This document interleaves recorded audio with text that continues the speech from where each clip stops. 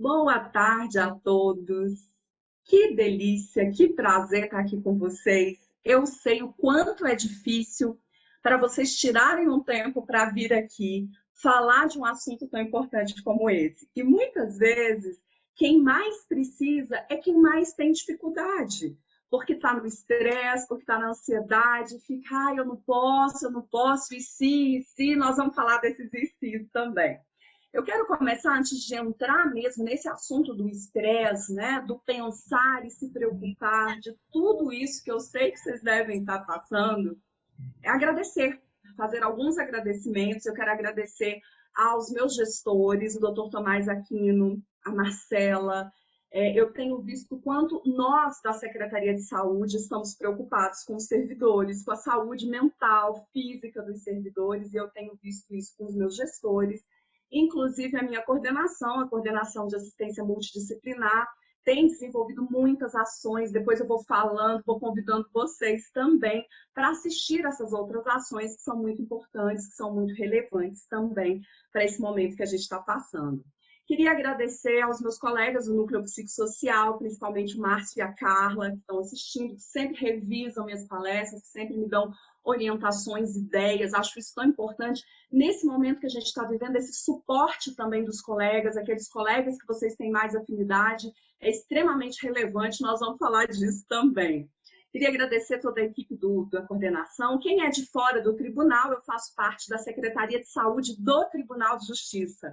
É um grande setor dedicado a cuidar da saúde dos servidores. E nós fizemos uma pesquisa exatamente sobre como está a saúde de vocês nessa pandemia, e é por causa do resultado dessa pesquisa que eu estou aqui hoje também para falar um pouquinho de estresse. Agradecer o grupo de mães que eu faço parte, eu sei que tem muitas mães aqui, né? Nós temos um grupo aí do TJ que eu faço parte e muitas estão assistindo. Bom, vamos começar a falar de estresse, uma coisa que a gente quase não está vivendo agora nessa quarentena, e eu quero a participação de vocês com dúvidas aí no chat, comentando também, né? Eu quero que seja bem interativo, afinal nós vamos ter um tempo aí juntos. Você sabia que quando eu era criança, eu cresci em Minas Gerais. Tem algum mineiro aí assistindo? Mineiro cruzeirense? Tá, não precisa ser cruzeirense não, mas vamos lá. Quando eu era criança pequena em Minas Gerais, eu morava numa comunidade e ela era perto de um morro, quase não tem morro em Minas, né? Quem é mineiro sabe disso. E quando chovia, que dava aquelas tempestades em Minas, tinha uma época do ano bem característica para isso, chovia muito, muito, muito mesmo. E aí descia aquela enxurrada, descia, né, aquela chuva, e aí começava a pingar na minha casa, dentro de casa, porque chovia tanto que acumulava aquela água na laje e começava a pingar dentro de casa. E eu lembro que a minha mãe ficava desesperada, e o que ela fazia? Pegava baldes para colocar nesses pingos. Já fizeram isso em algum momento? A gente colocava balde para poder segurar aí, né, esses pingos que vinham. E aí, sabe o que acontecia? Muitas vezes, os pingos, os baldes, não conseguiam suportar a quantidade de pingo, né? E aí eu sempre brinco, nós estamos vivendo uma tempestade. Nós estamos numa tempestade muito grande, que recebeu o nome aí, né, com tudo isso que está acontecendo, e a gente está precisando pegar baldes. Por que a gente está precisando pegar balde? Porque não tem como a gente parar a tempestade lá fora, não é? E se o que eu mais aprendi na minha infância foi isso, não tem como parar a tempestade. Não adianta eu ir lá fora e falar, para, pandemia, acaba logo com isso, vem logo uma vacina. Eu preciso colocar baldes. Só que, dá uma olhadinha como é que tá alguns baldes aí, olha só. Alguns baldes estão assim, não é? Alguns baldes estão com bastante furos aí. E esses furos, muitas vezes propiciados por uma situação grande de estresse. Então, a gente está num estresse tão grande, e aí o que aparece? Esse balde aí cheio de furos, que é o que está vendo. E o estresse está aumentando esse número de furos e muitas pessoas não estão conseguindo lidar bem nessa tempestade, sabe? Porque elas colocam o balde, não é que elas não estão colocando balde, elas estão colocando balde, elas estão usando essa estratégia, mas o balde está cheio de furos. E aí, falar sobre estresse é pensar em algumas estratégias para ir tapando um pouco esses furos, sabe? Os furos precisam ser tapados cuidando da nossa saúde física, cuidando da nossa saúde mental, da nossa saúde espiritual e também desenvolvendo estratégias para lidar com esse momento. Porque não dá para parar a tempestade lá fora. A gente até quer, mas não dá para parar a tempestade lá fora.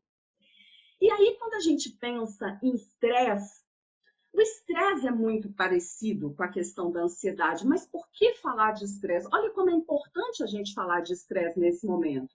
O estresse, ele está muito relacionado às ausências ao trabalho. Então, o que a gente tem? A gente tem uma situação em que de 50% a 60% dos afastamentos do trabalho no mundo todo resulta de forma direta ou indireta de problemas de estresse. Isso segundo a OMS, antes da tempestade. Antes da gente começar com a pandemia, a gente tinha isso. Imagina agora, né? Imagina agora, nessa situação atípica que a gente está vivendo. Eu lembro que eu falava sobre estresse há 2 anos atrás e eu colocava assim, fatores estressores. Mas nem na minha maior ideia eu ia imaginar colocar uma pandemia como uma situação de estresse que a gente até está vivendo, né? Mas se 50% a 60% dos afastamentos são resultados do estresse direto ou indiretamente, mas ele não aparece, a gente tem um estresse associado a problemas físicos, a problemas mentais, e que a gente precisa falar dele, porque nessa situação que a gente está, a gente vai ver que a palavra-chave acaba sendo o estresse, então ele precisa ser gerenciado. Agora, olha só, por que a situação de pandemia acabou aumentando até esse número em relação ao estresse? Vamos ver? Olha o que a gente está tendo que lidar em situação de pandemia. A gente está tendo que lidar com distanciamento social. Para algumas pessoas isso não é problema. A gente vê vários memes, né, em que as pessoas falam, distanciamento é a minha regra. Mas isso é tão pouco, né? Na maior parte das vezes, essa interação, esse estar com o outro, era o que dava suporte também para a nossa saúde emocional. É ou não é? Eu me lembro de sair do tribunal às sextas-feiras, depois de uma semana grande de trabalho, de ter atendido muitos servidores, de ter feito reuniões, de ter feito grupos, sair do tribunal, convidar o meu amigo Márcio, né, e falar, a Leida também, vamos ali, né, no barzinho, vamos conversar, vamos distrair, e agora a gente não está podendo mais fazer isso. Então, esse distanciamento social, ele acabou potencializando ou sendo também algo que aumentou aí o nosso estresse, se é que não propiciou esse estresse. Distanciamento dos avós, distanciamento dos pais, tendo que ver esse distanciamento também com os nossos filhos, quem tem filho, quem não tem filho, mas é filho, ter que se afastar dos pais. Então, não foi só dos amigos que nós tivemos que afastar, nós também tivemos que afastar, principalmente no comecinho, das pessoas que a gente mais gostava. Então, isso também propiciou um estresse, isso também propiciou uma sobrecarga. O teletrabalho compulsório foi bem rápido, né? Você lembra quando começou? Nós estávamos lá numa situação meio de alerta já, porque o mundo todo estava passando por isso, mas a gente não imaginava que num determinado dia de março nós íamos chegar para o trabalho e o que ia acontecer? E eu falar, olha, a partir de amanhã está todo mundo em teletrabalho. É claro que se a gente for olhar, e você concorda comigo, é um privilégio. É um privilégio nós, servidores públicos do Tribunal de Justiça, termos tido essa opção de ir para o teletrabalho. Mas o fato de ser um privilégio não tornou tudo mais fácil, concorda comigo? Nós tivemos que adaptar a nossa casa, nós tivemos também, quem tinha funcionários que ajudavam em casa, de repente eles não puderam mais vir também. Nós tivemos que adaptar e nos tornarmos professores, quem tem filho. Quem não tem filho, que mora sozinho, teve que lidar com isso também, adaptando a casa a um teletrabalho compulsório. Algumas pessoas já estavam nesse teletrabalho e eu não sei se para elas também foi mais fácil. Talvez foi mais fácil o sistema do trabalho, né? Por já estar acostumado com o sistema. Mas também não posso dizer que foi totalmente fácil, porque estar em teletrabalho fora da pandemia é uma coisa. Estar em teletrabalho, vivendo uma situação de crise e isolamento é outra coisa muito diferente. Esse também é um fator estressor, concorda? Mudanças nas relações familiares. Nós vemos na mídia todo dia o quanto aumentou as situações de violência doméstica, mas o quanto aumentou, e aí a gente não precisa ir no extremo da violência, os próprios conflitos dentro de casa. Eu vejo o tempo todo com as pessoas que eu atendo, com as minhas amigas, o quanto potencializou esse momento que a gente está vivendo, conflitos de pais com filhos, conflito dos casais, conflitos até mesmo de pais que estão longe, com filhos que estão longe desses pais, tentando manejar toda essa situação. Então, houve uma mudança nas relações familiares que acabou também sendo um fator de aumentar esse estresse que a gente está vivendo. Claro, o medo de contaminação. Eu me lembro de atender algumas pessoas com toque. Né? O toque é um transtorno de ansiedade, agora já está até saindo do espectro da ansiedade, ganhando um capítulo à parte, né? O toque. E eu me lembro dos meus pacientes me contarem tudo que eles faziam com o alimento. O alimento chegava, eles lavavam, passavam álcool e tiravam o sapato e saía de máscara. E os meus pacientes falavam isso e eu ouvia como algo do toque. E hoje todos nós estamos meio precisando adotar essas estratégias do toque. E aí a gente tem tanto medo de ser contaminado que a gente sai na rua olhando assim, né? Com medo. Eu tenho uma filhinha de 5 anos, ela sai na rua cumprimentando todo mundo. Eu vejo que as pessoas cumprimentam com medo.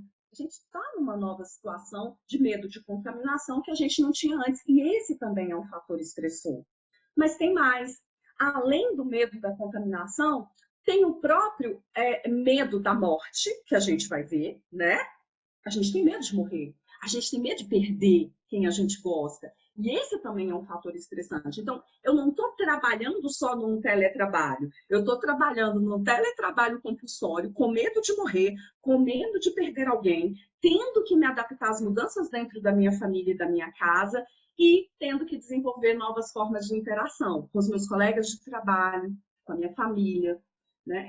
A primeira videochamada que eu fiz, para mim, foi tão difícil ver as minhas amigas, ver os meus parentes, familiares na câmera, foi tão distante para mim, né? Eu nunca imaginava que eu ia ter que conversar com eles assim. Novas formas de interação. Agora, o ser humano, ele se adapta. Você percebeu o tanto que a gente se adaptou do começo até aqui? O quanto a gente se adaptou a usar máscara, o quanto a gente adaptou as nossas crianças a usarem máscara, os nossos adolescentes, que a gente não imaginava. A gente tem uma capacidade de adaptação muito grande. Mas isso não quer dizer que a gente está adaptando sem sofrimento. E é sobre esse sofrimento que eu quero falar. O que é estresse? Qual a diferença entre estresse e ansiedade? Vamos ver. Quando a gente fala em estresse, na verdade, a gente está falando que existe algo que é concreto, que pelo menos eu consigo definir que está me estressando. Então, quando você fala assim, olha, eu estou muito estressado, por que você está estressado? Porque tem um excesso de trabalho. Eu não estou dando conta da minha demanda de trabalho. Eu sei nomear qual é o agente que está me estressando. Não quer dizer que seja realmente, né? Muitas vezes a gente vai ver lá na psicologia, nas nossas sessões, que às vezes tem coisas além que eu não estou vendo. Mas num primeiro momento eu consigo dizer, olha, eu estou estressado pelo excesso de trabalho, ou eu estou estressado porque minha sogra veio morar comigo, ou eu estou estressado porque eu tenho que lidar com as aulas dentro de casa, eu tenho que ensinar meu filho a ler. Eu consigo dizer o que está causando o meu estresse. A ansiedade não. A ansiedade, muitas vezes, ela não tem claramente um objeto. Então, eu falo assim, eu estou sentindo ansiedade, eu estou com medo, ou eu estou com falta de ar, mas eu não sei dizer por quê. Parece que eu sempre fui assim. Então, a gente tem essa diferença entre estresse e ansiedade. Embora o estresse pode me levar para um transtorno de ansiedade e o estado ansioso também pode me levar para uma situação de estresse. Mas eu gosto de dar o exemplo que todos os teóricos dão do que é estresse, pegando um elástico. Você é esse elástico. Imagina você lá, um elástico. E aí você puxa esse elástico, a hora que você solta, ele volta. Eu adorava brincar com isso na infância, né? Isso me rendia muito, muitos acidentes, né? Mas você estica o elástico, ele volta. Isso é o estresse. O estresse não necessariamente é ruim no primeiro momento. O estresse é uma reação que a gente tem no nosso corpo para lidar com um agente estressor. Então, eu vejo um predador na minha frente, tem toda uma descarga física que vai me fazer reagir ou fugir, né? Ou paralisar para ele poder passar. O estresse, num primeiro momento, ele é uma reação normal do nosso organismo para lidar com o agente estressor. Só que você já esticou um elástico? Esticou, esticou, esticou, a ponto dele não voltar? Aí as costureiras falam, relaxou o elástico, não é? Eu puxei, puxei, puxei esse elástico e de repente ele não volta mais. Aí é onde o estresse fica patológico. Porque eu deixo, o meu agente estressor está ali o tempo inteiro. Eu não consegui ressignificar, que é uma ferramenta que a gente vai tratar hoje, eu não consegui desenvolver estratégias para lidar com ele, então é como se eu tivesse o tempo todo com um leão na minha frente, ou com um urso, ou com algo que me apavora, sem conseguir lidar com ele, e aí vem essa definição de estresse patológico. É quando os recursos que eu tenho de enfrentamento, de aceitação, são menores do que as demandas que eu tenho de trabalho, de vida pessoal, de proteção. Aí eu tenho o que eu chamo de estresse patológico. E aí, quando a gente olha as fases do estresse, a gente vai ver isso bem delimitado. Essa é uma proposta do Selle, lá em 1938. Ele propõe essas fases do estresse, que a gente vai ver no próximo slide, mas que depois a Marilda Lippe, que já foi até dar uma palestra no tribunal, ela acabou acrescentando mais uma fase. A Marilda Lippe é uma psicóloga da minha abordagem, da psicologia cognitivo-comportamental, então eu trouxe um pouco essa definição dela. Ela fala assim, num primeiro momento eu entro em alerta, que é o que ela chama de eu-estresse, que é até bom, o eu-estresse é bom. Eu tô ali no alerta, começou uma pandemia, eu fui para o teletrabalho, aí meu coração acelera, e aí eu vou arrumar um local para eu trabalhar, e aí eu vou definir qual vai ser a minha nova rotina, e aí eu fico um pouco desestabilizado, saio um pouco desse equilíbrio de recursos e demandas, mas se eu consigo gerenciar bem isso, a tendência é que eu volte para a homeostase, para o equilíbrio. Ok. E quando eu não consigo, hein? E quando essas demandas vão ficando cada vez maiores, superando as minhas estratégias de enfrentamento, aí eu vou para o segundo, eu entro numa fase de resistência. Você percebe que resistir ainda é lutar? Eu estou ali resistindo, eu estou tentando, mas eu já tenho insônia, o meu corpo já começa a ter dor, principalmente na cervical. Alguém tá se identificando? Você tem muita dor aqui na cervical? Começa a ter dor de cabeça. Veja que o estresse ele afeta o físico também. Começo a me preocupar. E aí começam a vir as preocupações, quase que, né, em ciclo, assim, eu já não consigo me ver sem preocupação. Se eu não consigo desenvolver recursos nessa fase, aí eu vou para outra que a Marilda Lippe trouxe, que é a quase exaustão. Na quase exaustão, o meu corpo já está dando muito mais sinais. Além da insônia, eu começo a ter muito sono durante o dia, eu começo a ter falta de concentração, eu começo ou a comer demais ou a comer de menos, eu começo a sentir mesmo que eu não sei se eu vou dar conta. Começa a vir esses pensamentos, sabe? Ai, gente, eu não sei se eu vou dar conta, eu não sei se é muita coisa, é muita coisa. E você começa a sentir como se você tivesse com uma mochila cheia de pedra, bem pesada mesmo.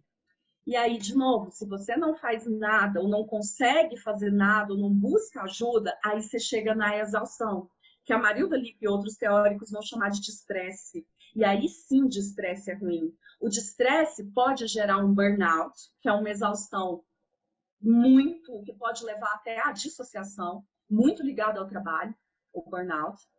Ou a exaustão também pode te atacar fisicamente. E hoje em dia a gente fala tanto em aumentar a nossa imunidade, não é? A gente está tão preocupado com isso, a gente toma um monte de receitinha, a gente faz shot de imunidade, a gente toma limão, toma própolis para aumentar a imunidade. E aí a gente precisa falar de aumentar a nossa imunidade psicológica também, porque essa exaustão mexe com o nosso corpo. Essa exaustão diminui a nossa imunidade. Essa exaustão afeta a gente também fisicamente. E aí, é exatamente esse o objetivo dessa palestra. É ajudar você a identificar onde você está. Com a minha fala, você consegue perceber mais ou menos onde você está ali? Resistência, quase exaustão, exaustão, precisa de intervenção. A resistência, você ainda está com algumas ferramentas, e essa palestra vai te ajudar um pouquinho mais também, a desenvolver ferramentas se você está nessa fase de resistência. Mas tá, o estresse, quando eu estou nessa fase de resistência, quase exaustão e exaustão, ele tem vários sintomas, sabe? Vários sintomas de estresse. Temos sintomas físicos. Vê o que você acha disso aí, ó, desses sintomas físicos. Falta de ar, dor de cabeça, dor muscular, alteração drástica do apetite e do sono, falta ou excesso. Eu sei que você deve estar comendo um pouquinho mais. A comida, nossa relação com a comida é conforto, né? A comida, quando você era bebezinho, você estava chorando, sua mãe te dava mamadeira, não é? Ou de mamar. A comida, ela traz esse conforto. Mas quando eu tenho essas alterações drásticas de não querer comer, não sentir fome, ou comer demais, isso pode estar associado ao estresse. Má digestão, eu estou sempre com a sensação de que eu não fiz a digestão, eu estou sempre cansado, com falta de energia. Não é preguiça. As pessoas falam isso, né? Os meus pacientes, quando chegam muito, muito ansiosos, eles falam assim, Kátia, eu não sou preguiçoso. E eu sei que não é, né? Eu não sou, eu não consigo. Eu não tenho energia. Eu só quero ficar na cama, mas eu não quero nem ficar dormindo, porque eu não durmo. Aí a gente vê que tem muito a ver a ansiedade e o estresse. Mas o estresse, ele vem, né, dessa situação que eu consigo delimitar melhor. Dores em geral, tremor, piora no quadro de quem já está com uma doença. E aí a gente está falando de um momento que a gente está vivendo, que a gente está com medo de adoecer. Então, olha como a gente tem que olhar para o estresse. Vamos ver os sintomas emocionais? O estresse mexe com o emocional, mexe com o cognitivo. Ó, emoção excessiva, tristeza, raiva e culpa. E hoje eu quero falar para vocês de como que a gente gerencia, faz melhor essa gestão das emoções. Humor deprimido, aquela tristeza, né? Mas é uma tristeza mais pro lado da depressão. Então, peraí, Kátia, o estresse pode levar também à depressão? Pode, pode. O estresse que está lá na exaustão, ele também pode te levar para um quadro depressivo. Desânimo, irritação. Sabe quando você está irritado o tempo todo, a flor da pele? Por coincidência, hoje de manhã, eu estava aqui na janela observando, eu gosto de ficar sentindo o sol, já que a gente não está podendo tanto andar no sol, fico sentindo o sol porque o meu apartamento é nascente, bate um sol. E aí eu estava na janela sentindo o sol, e aí eu olho, tem um rapaz querendo sair com o carro. E aí ele tá, eu moro no primeiro andar, e aí o rapaz estava assim, eu não vou me estressar, eu não vou me estressar. O que aconteceu? Alguém parou atrás dele e tem a forma de parar de baliza, tranquilo, mais afastado, mas a pessoa parou um pouco para cá, de tal forma que dava para ele sair, mas ele ia ter que manobrar muito. A pessoa parou mais para cá. E aí ele começou a buzinar. Ele falando, e eu ouvindo, ele, não vou me estressar, não vou me estressar. E aí vem uma moça, muito sem graça, falou, desculpa, eu vou... E aí ele estourou. É um absurdo, esse jeito que você para, não sei o quê, e saiu cantando pneu. E aí eu falei, olha, o estresse, ele aumenta realmente a nossa irritação, mas ele não é desculpa pra gente ser mal educado, não é? Com as pessoas. Mas a gente tem que olhar, a irritação tá ali. Seu filho vem falar uma coisa com você, seu cônjuge vem falar uma coisa com você e você tá, ai, respira. Uma indiferença afetiva. O estresse na quase exaustão e na exaustão, ele leva a essa indiferença afetiva. Sabe aquela sensação de tanto faz? Tô sentindo. Ai, que legal, vamos comemorar? Não faz, né? Isso é também da quase exaustão e da exaustão. Até que na resistência a gente não sente isso, não. Vamos ver mais sintomas. Outros sintomas que a gente pode ter. E a minha amiga, Carla, né, do MPI, ela me chamou a atenção para isso. Ela falou, Kátia, fale o quanto o estresse é grave. Porque as pessoas, às vezes, usam o estresse como adjetivo, né? Ah, eu tô estressado. Não, o estresse é gravíssimo. A Carla me contou de uma amiga que perdeu a visão. Perdeu a visão, ficou uns dias sem ver. Uns dias. 3 dias sem ver por causa de um excesso de estresse lá na exaustão. E aí, comportamentais. Discussões, perda de paciência, evitar expressar e compartilhar sentimentos, aumento do abuso de substâncias, seja remédio, álcool, cigarro, drogas, violência, agitação. Isso também são resultados, né? Porque o comportamento é o resultado dessa emoção e desse cognitivo que a gente vai ver, que vai gerando esse tipo de comportamento. E a gente está vendo isso, né? As pesquisas têm mostrado o quanto tem aumentado o consumo de álcool. Pessoas que nem bebiam começaram a beber, né? Para se anestesiar desse estresse. E aí, olha lá os cognitivos. Veja se isso não impacta no seu trabalho. Dificuldade de lembrar informações. Branco. Sabe aquele branco? Você está arrumando a casa, coisa básica. Eu estou dando o exemplo básico, eu nem estou entrando no seu trabalho, de processo, de decisões, de reuniões. tá arrumando a casa. Aí você tá aqui no quarto arrumando a casa, daqui a pouco você vai para a sala, aí você lembra que tem que pegar uma coisa, aí você fala, o que eu tinha que pegar mesmo? Aí você volta no quarto, você demora 1 hora para arrumar algo que você demoraria 30 minutos, porque você não consegue pensar e coordenar, vai dando brancos. Dificuldade de concentração nas tarefas, de tomar decisão, uma certa confusão para se planejar, para fazer, e pensamentos muito repetitivos e intrusivos. Por isso o título da palestra é Penso, Logo Me Preocupo. Os pensamentos intrusivos estão ali o tempo todo e eles invadem a mente, né? Nós vamos ver alguns depoimentos de servidores falando exatamente isso. Olha, Kátia, eu vou dormir e eu continuo pensando. Você sabe, você pensa quando dorme? Quando eu estou com estresse, eu penso quando dorme, porque eu começo a sonhar com aquilo, né? E aí vai ficando tão difícil porque eu não descanso. E tudo vai ficando muito mais pesado. E aí, sabe, o estresse, ele precisa ser gerenciado. E ele precisa ser gerenciado antes dele chegar na fase de exaustão, na fase de quase exaustão. E são exatamente essas ferramentas que eu queria discutir, que eu queria trazer para vocês hoje. E aí eu trouxe alguns fragmentos da vida real, né? O que são isso? Eu participo de alguns grupos e as pessoas me autorizaram a trazer algumas frases, né? Um pouco do momento que elas estão passando. E aí, olha isso, são servidores do tribunal, servidores de outros tribunais também, que eu dei essa palestra, que me mandaram depois. O que mais tem me causado ansiedade é o excesso de demandas em casa e no trabalho. Isso consome minha mente de uma forma que não dá para descrever.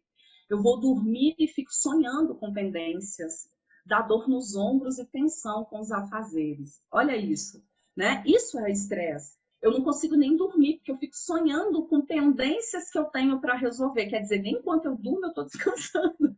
Tá doendo o ombro, como é que não dói o ombro? Como é que não dá tensão, né? Se eu não estou conseguindo me desligar. O sono é extremamente importante, dormir é extremamente importante para a gente lidar com o estresse. E como é que eu durmo se eu estou pensando em todas as demandas, né? Olha lá, sobre ansiedade, o que eu venho sentindo é falta de esperança, de fazer planos. Eu fico meio triste quando não tenho condições de planejar. Esse negócio de que vai passar em breve, eu nem acredito mais. Esse é um sintoma do estresse também. Sabe qual é? Desesperança. Eu não vejo além. É como se tivesse um pouco uma trave aqui. Enquanto a ansiedade, eu vou lá na frente, fico tentando adivinhar o que aconteceu, no estresse eu fico meio paralisado. E eu fico assim, e agora? Dá para sonhar com o futuro? Ou é melhor eu ficar aqui andando em círculos porque eu não sei o que fazer? Você tem sentido isso?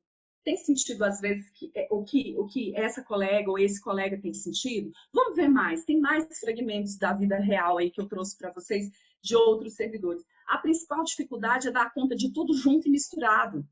Casa, filho, marido, trabalho. Já começo a semana cansada. Isso é uma característica que a gente chama de carga mental das mulheres, que a gente precisa falar mais sobre isso, que é muito da nossa cultura. Por mais que os homens dividam tarefa, a carga mental acaba ficando muito com a mulher e a gente precisa aprender a dividir isso, né? Os homens precisam aprender a dividir isso e as mulheres precisam aprender a dividir também. Essa carga mental gera um estresse muito grande. É como se o elástico ficasse esticado o tempo inteiro, né? Depois eu vou falar um pouquinho mais sobre isso. As mudanças constantes no trabalho, não ter nenhuma rotina definida, acordo todos os dias sem saber o que eu vou fazer. Isso, se a pessoa já tiver uma tendência ansiosa, fica mais difícil ainda. Sabe por quê? Porque a ansiedade tem uma característica de tentar controlar e tem uma dificuldade de lidar com a incerteza.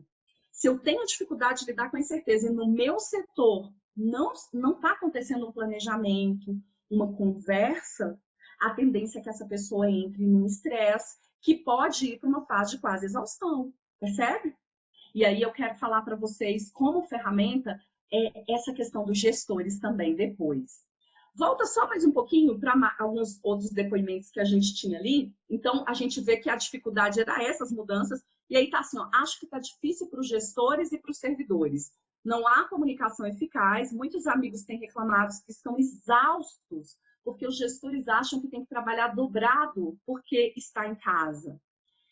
Essa questão do gestor, eu já fui gestora há muito tempo atrás, e eu me lembro o quanto foi difícil, o quanto foi uma situação de estresse para mim.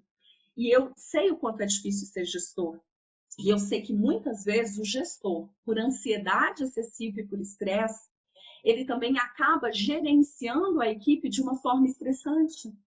E aí, aquele servidor que já está tendo que lidar com todas as demandas, acaba ficando mais estressado também. E você viu que o estresse não colabora em nada para o trabalho, né? Porque mexe com a questão cognitiva, mexe também com a nossa concentração. Percebe o quanto o estresse precisa ser falado? Precisa ser falado cada vez mais. Depois eu quero falar de uma iniciativa nossa para a gente continuar essa palestra com uma ação de gestão mesmo, né? De ansiedade, que eu vou falar para vocês daqui a pouquinho. Vamos falar um pouco de ferramenta? O que nós vimos até agora? Que o estresse, ele no comecinho não é ruim, um pouquinho de estresse é bom, porque faz com que a gente se mobilize, que a gente saia de uma zona de conforto e enfrente aquela ameaça. Então, o estresse, o eustresse é bom, né? Se alguém está chegando agora e está me vendo falar eustresse, tá assim, o que é isso, né? Eustresse, é o estresse bom.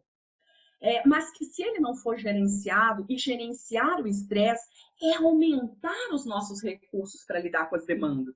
Não tem como eu tirar as demandas, né, gente? Imagina, eu ir aí na sua casa e falar assim, a partir de hoje, né, vai dar tudo certo, eu vou instalar umas coisas aqui que vai limpar a casa, que vai conversar com o marido, que vai conversar com o gestor, vai dar tudo certo. Não tem como eu remover as demandas. Então, a gente precisa desenvolver recursos para lidar com essas demandas, para que a balança fique assim. E aí, uma primeira ferramenta que eu queria trazer para vocês é exatamente a reestruturação cognitiva. O que é a reestruturação cognitiva? Você viu que o estresse vai mexer com a cognição, vai mexer com essa parte cognitiva. A reestruturação cognitiva, a teoria cognitivo-comportamental, ela fala assim, não é só o que nos acontece que impacta, mas a forma como a gente interpreta o que nos acontece. E o criador da psicologia cognitivo-comportamental, o Beck, o Aaron Beck, ele percebeu isso trabalhando com ansiosos e depressivos. Ele percebeu que não é só o que acontece com a gente, mas a forma como a gente interpreta o que está acontecendo. E aí, o que eu queria perguntar para você agora? Essa crise que a gente está vivendo, que nos obrigou a um teletrabalho compulsório, que nos obrigou a estar em casa de uma maneira que a gente não esperava, o nosso medo da contaminação, isso tudo que você está vivendo hoje, você está vendo como dano, você está vendo como ameaça ou você está vendo como desafio? A forma como você vê isso vai impactar no seu comportamento. O dano. Dano, perceber que algo pode te trazer algum dano é necessário para que você lute. Então, eu estou aqui no meu escritório, de repente eu olho e tem ali um sapo. Não, sapo não, que ninguém. Vocês não têm medo de sapo, né, gente? Acho que só eu que tenho medo de sapo, né? Não é fobia, não, eu tenho medo de sapo. Tem um rato. Eu olho e tem um ratinho aqui. Gente, óbvio que eu vou ou lutar ou eu vou fugir. Por quê? Porque esse rato, ele pode me causar um dano mesmo. O sapo nem sei, mas o rato pode me causar um dano, ele pode me morder, ele pode, né? Ele não é limpo, ele pode me contaminar de alguma forma. Então eu vou lutar, eu vou lá dentro, vou trazer alguma coisa para capturar esse rato, vou lutar. Eu tô vendo o rato, é específico. Essa sensação de dano e ameaça é para algo específico, para algo que realmente está me ameaçando de alguma forma. Então, uma outra ameaça, ela é plausível, ela é concreta, não é? Então, tudo bem. Agora, com algo que não é concreto, por exemplo, a pandemia, essa situação do Covid, você tem controle sobre isso? Do rato eu tenho controle. Ele está aqui, eu vou ali, vou pegar algo para matar, eu vou chamar alguém, é mais fácil eu chamar alguém, né? Para matar ou para capturar. Eu tenho como fazer, ele é concreto. Mas essa pandemia não é concreta e isso muitas vezes mexe com a gente, sabe por quê? Porque eu não sei quando vai passar. Eu sei que estão desenvolvendo vacinas, eu acredito que vai sair em breve uma vacina para gente, mas eu não tenho como lutar com isso. É uma tempestade que está lá fora que não tem como eu falar, passa. Ela não vai passar, né? No meu querer ou no meu tempo. Então, isso que a gente está vivendo é muito mais abstrato do que concreto. Embora tenha uma sensação de ameaça, porque a gente tem medo da contaminação, eu não sei se isso vai acontecer comigo. E aí a gente mistura um pouquinho probabilidade com possibilidade. Muitas vezes a gente fica com tanto medo de ficar doente que a gente acaba vendo não como uma probabilidade, mas como uma possibilidade. Vai acontecer e eu vou ficar mal, e eu vou para isso realmente potencializa o nosso estresse. Mas essa situação que a gente está vivendo, ela precisa ser olhada como um desafio. Quando eu olho para algo como um desafio, eu mudo a minha forma. Eu entro numa reestruturação cognitiva, sabe por quê? Porque quando eu olho algo como desafio, a minha avaliação primária é um desafio. A minha avaliação secundária é o que eu posso fazer para lidar com isso. Quando você vê uma fala assim, eu não sei o que fazer, eu não vejo, eu acho que não tem solução. O que a gente precisa fazer com essa fala? Uma reestruturação cognitiva. Eu preciso ver toda essa fase que eu estou passando como um desafio. Desafio tem início e fim, não tem? Vou te desafiar a correr 5 quilômetros comigo. 5 quilômetros é pouco para vocês, né? Vou te desafiar para a gente correr 5 quilômetros. É um desafio que tem início, meio e fim. O fim vai ser quando você correr 5 quilômetros. Quando eu vejo como um desafio, eu acabo desenvolvendo o que a gente chama de inoculação psicológica. Inoculação psicológica é a nossa vacina, vacina mental. Eu começo a ver que eu vou conseguir enfrentar isso com algumas estratégias. Esse é o primeiro passo.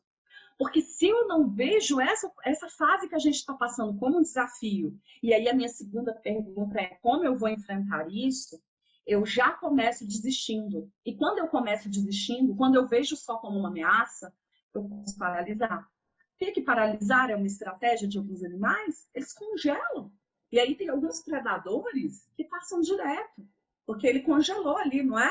Está passando isso agora no jornal, né? No Fantástico, está passando uma série sobre animais, e a gente vê que tem animais que congelam. E é uma estratégia, mas é uma estratégia para ameaça. Para o desafio, congelar não é bom. Se eu estou correndo uma maratona, congelar não é bom. Se eu estou fazendo um jogo de basquete ou uma luta, congelar não é bom.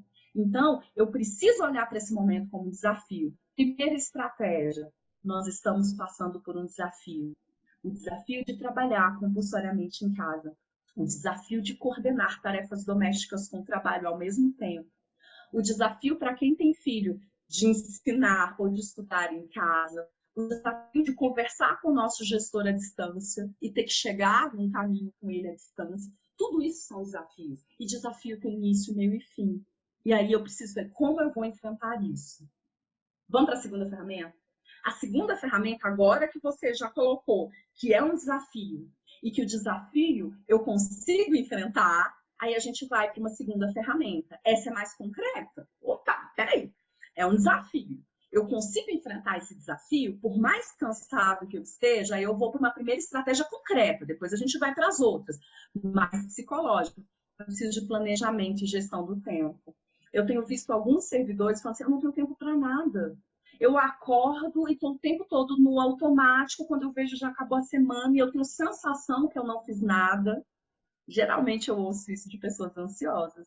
O ansioso se cobra muito, né? Então ele tem uma tendência a ter um estresse mais exacerbado também, por essa cobrança. E aí eu sempre falo, a gente precisa de planejamento, a gente precisa gerenciar o tempo. Quando começou essa situação de isolamento, eu me vi muito parecida com muita gente estava vivendo o mesmo que eu estava vivendo. O quê? Coordenar trabalho em casa. E eu me vi assim, acordando, arrumando casa, e tendo que lavar roupa, e tendo que fazer comida, e naquela loucura. E eu falava, gente, aí teve uma hora que eu falei, eu preciso de planejamento. E eu preciso dividir tarefas. Eu preciso dividir tarefas com quem mora na minha casa, não é? Porque a gente aprendeu que os adultos têm que resolver tudo. A gente tem que dividir com as crianças também, com os adolescentes também. Você tem filhos adolescentes? Você está dividindo as tarefas com eles? Se não tiver, começa hoje. A gente precisa dividir as tarefas com todo mundo que mora na nossa casa. E aí eu comecei a pedir para minha filha. Minha filha me ajuda, eu tenho uma filha de 18 anos e uma de 5 anos. Minha filha me ajuda em tudo que eu pedi, ela ajudava. Só que chegou um momento que eu vi que o que eu estava precisando não era de ajuda, eu estava precisando de divisão de tarefa. E aí eu sentei com ela e falei assim, escrevi todas as tarefas da casa, todas, todas. Escrevi num papel e falei assim, escolhe, qual você vai fazer? Escolhe, metade, proporcional. E aí ela foi escolhendo. E você sabe que a partir do momento que ela escolheu e que eu expliquei para ela como era para ser feito, eu tirei essa carga de mim. Olha como a gente precisa fazer isso com o nosso cônjuge. Olha como a gente precisa fazer isso com os nossos filhos. E aí a pequenininha falou, e eu? Vou fazer o quê? Olha que legal, né? Eu falei, você vai cuidar dos seus brinquedos, vai guardar, vai limpar. Olha que legal, ela adorou, ela achou que era uma brincadeira. Mas aquilo tirou uma carga tão grande de mim. É claro que eu tive que abrir mão do perfeccionismo. Aquilo que não é feito por você não é feito dentro da sua perfeição. E aí a gente precisa planejar, dividir tarefa, para a gente poder ter resultados, mensurar esses resultados, né? A gente precisa mensurar esses resultados. E aí, uma ferramenta que eu gosto muito é a matriz Gucci. A matriz Gucci vem da minha fase de gestão de pessoas, professora de gestão de pessoas também, e eu aplico na minha vida. É óbvio que você não precisa fazer igualzinho tá aí, mas pensa, eu preciso dividir as tarefas da semana. O que é grave, o que é urgente e o que vai acontecer se eu não fizer isso essa semana. Eu percebo muitas vezes que a gente perde a semana inteira pensando numa coisa que não é grave nem urgente. E que se a gente não fizer nada, não vai piorar, que é o que a matriz Gucci chama de tendência, né? Então, o que é grave? O que é muito grave? O que é meio grave? E o que não é grave? O que é muito urgente? Tem coisa que não é grave, mas é urgente, não é? Eu preciso fazer logo. Por exemplo, um imposto de renda, se você caiu ali na malha fina, se teve ali alguma coisa que precisa ser consertada, não é grave, você ainda tem um tempo para fazer isso, um tempinho, mas é urgente. É bom que você faça logo para você não ficar pensando nisso, não é? Então, a gente precisa dividir o que é grave, o que é urgente e qual a tendência disso, até nas nossas tarefas, no seu trabalho, por exemplo. O que é grave, o que é urgente, e se eu não fizer agora, a tendência é piorar. Olha lá a tendência. Irá piorar rapidamente se nada for feito, irá piorar um pouco, não irá mudar. Tem coisa que não vai mudar. Você pode esperar um pouquinho, não é? A minha filha disse, eu preciso trocar o meu óculos. Eu falei, tá ruim seu óculos? Não, eu quero um óculos mais bonito. Isso a tendência, né? Não vai piorar, não é urgente, não é grave. Eu posso colocar isso na minha agenda, mas eu posso colocar sabendo disso. Gente, é incrível como é uma coisa simples, mas que se você começa a fazer, vai te liberando tempo para aquilo ali, ó, autocuidado. Autocuidado, a gente pensa só em mulheres, colocando máscara no rosto, lá descansando. Autocuidado é para homens, mulheres, crianças e adolescentes. A gente precisa ter um tempo para se olhar, a gente precisa ter um tempo para se cuidar. E aí o autocuidado entra como algo. Ah, Kátia, eu não tenho tempo para isso, não tenho tempo, então precisa de planejamento. Porque você precisa cuidar da sua saúde física, da sua saúde mental. E algumas ferramentas que eu vou falar agora, a gente precisa desse tempinho, sabe? Tenta aplicar a matriz Gucci essa semana, para a próxima semana. De tudo que você tem que fazer. O que é grave, o que é urgente, o que é a tendência. A gente precisa falar disso. E aí, o ansioso tende a achar que tudo é urgente. Eu já dei várias palestras sobre ansiedade no TJ, e a gente falou muito sobre esse assunto. Tem até uns vídeos que estão também no canal do TJ, que eu gravei sobre a ansiedade. O ansioso, ele tende a ter muita dificuldade de lidar com a incerteza e ele também tem muita dificuldade de abrir mão do controle. Então, eu quero controlar o tempo todo porque a incerteza é muito ameaçadora para mim. E aí, o ansioso tende a achar que tudo é urgente. Então, quando você for fazer essa matriz Gucci, você precisa entender assim, o que é realmente urgente ou o que é urgente dentro do meu perfeccionismo. Se a gente quer fazer tudo muito bem, no nível máximo, o que vai acontecer com a gente? Elástico, que estica e que não volta, não é? Vamos ver mais uma ferramenta? Tenta aplicar a matriz Gucci, depois você me dá um feedback. Não precisa ser assim tão detalhado, mas tenta priorizar dentro da sua semana. Eu fiz isso e me deu um alívio muito grande, porque eu percebi que eu tive mais tempo para resolver as coisas graves, que eu tive tempo para resolver as urgentes e que eu tive como deixar para outra semana o que realmente precisava. E aí, para falar de autocuidado e de planejamento, a gente precisa falar um pouquinho da relação gestor-funcionário, concorda? Como é que está lá no seu setor? Como é que está essa relação com o seu gestor? Eu tenho uma ótima relação com a minha gestora, mas eu ouço muitas situações que me deixam triste em relação à gestão, né, em alguns órgãos públicos. Não vou dizer nem no tribunal, em alguns órgãos públicos, todos. E aí a gente precisa falar da comunicação não violenta. Comunicação não violenta não é só para comunicação presencial. A gente precisa redobrar o cuidado com a comunicação no teletrabalho. Por quê?